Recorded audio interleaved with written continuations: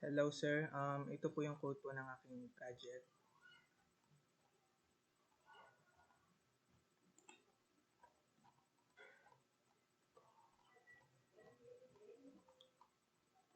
Then subukan natin i-run. Lagay natin BSID room 14. Gawin natin Thursday.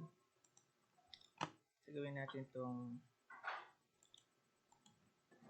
6 AM hanggang 8 AM. Then add schedule. Yan.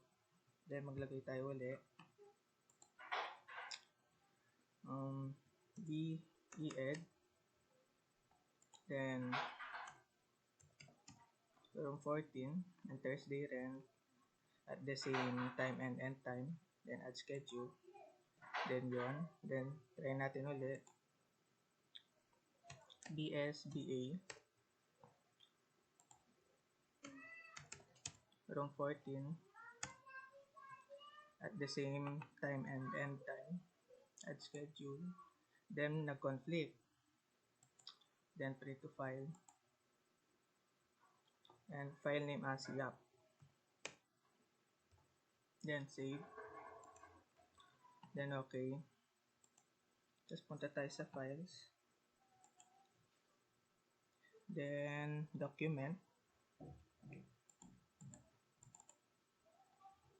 Then ito, YAP. Then open with Notepad.